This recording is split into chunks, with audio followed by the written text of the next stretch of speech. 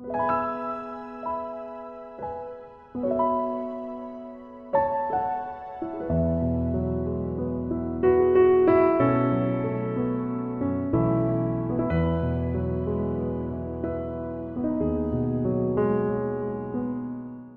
mai le whaafonga ma lau mai moa, o le whaamanuanga le nei, mai le sunga le Faifeau Toeaina whaatonu, Reverend Whaatuli Setu, mai le Matagaluega le Laumua o Aotearoa i New Zealand, mai le Pulega Ueligitone i Saute, o le whaawhiarenga foi o le Kirisimasi E.F.K.S i Hutt Valley.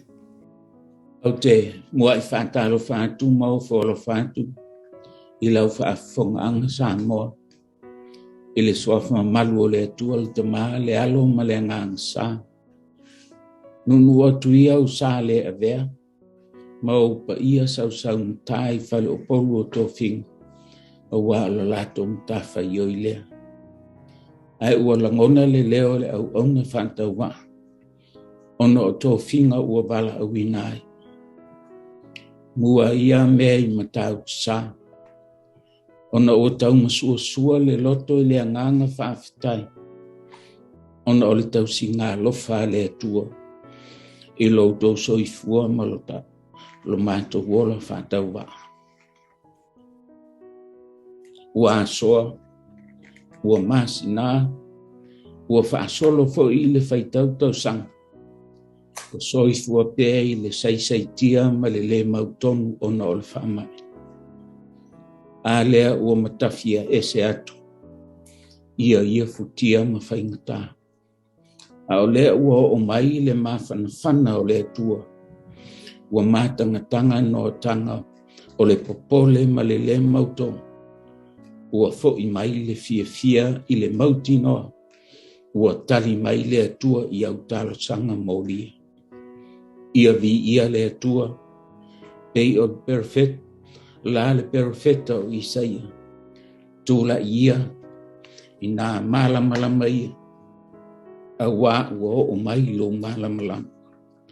Wā lua e fo i le popola o le alii o lunga. A wā whauta mai. E ufitia le lalolangi i le pōliuri. E ufitia fo i nuu i le pōngi sā.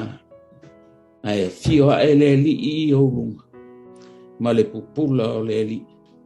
E ali mai lea i o lunga.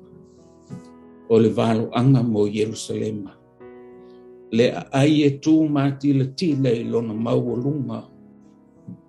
E wa aia e iai mata o le lalani. Ma tō sina iai o lātou loto i lona mata ngofie. Ioe, ua whaatalitari le lalolani Kirisiano i le afio mai o le pepe o le Kirisimasi. O ia o le malamalama. O ia o le ola. Pei o mawhauwhaunga whaaleanganga o le nei Kirisimasi.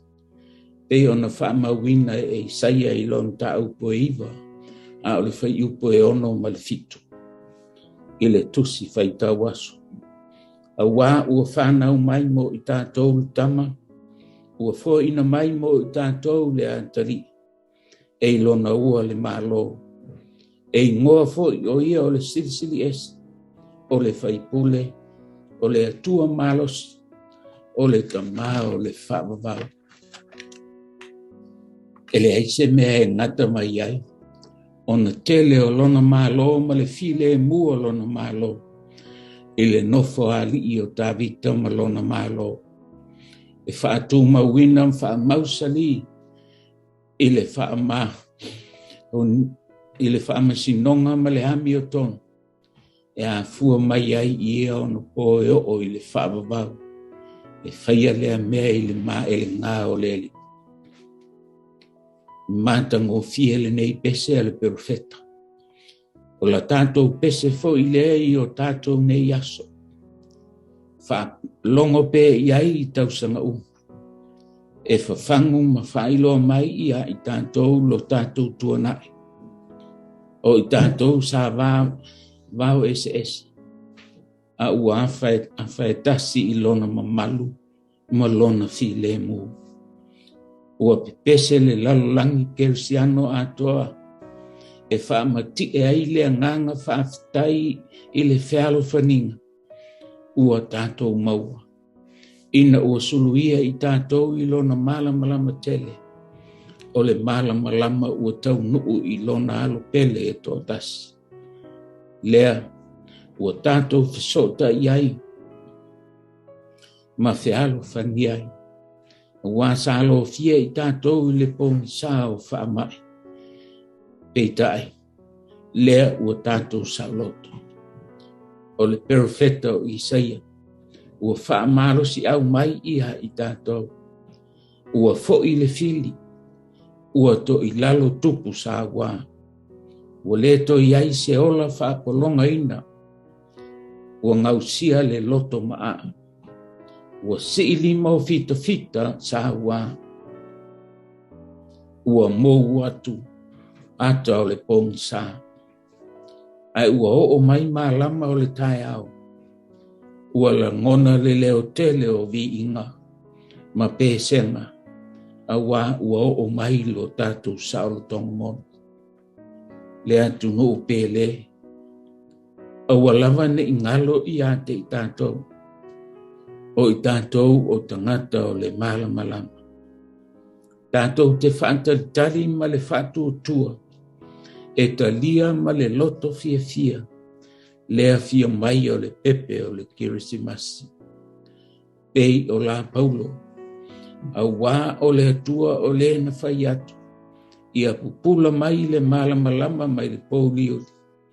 Ua whaapupula mai e ia i o mātou loto. Na ia malamalama i loa ai le mamalu o le atua. I fofonga o Yesu Keriso. Ioe. Tātou whātelitari. Ma le loto tele ma le loto fia fia.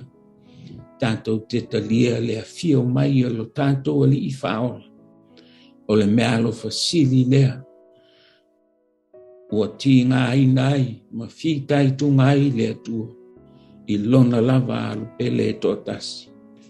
Ina ia ola i tātou le whanau o masala. Ia manuia le Kirisimasi. Ia maua se tausanga fau. E tumu i whamanianga le atua. Isi o tātou o tunu pele. Ia manuia ona o Yesu. Amene.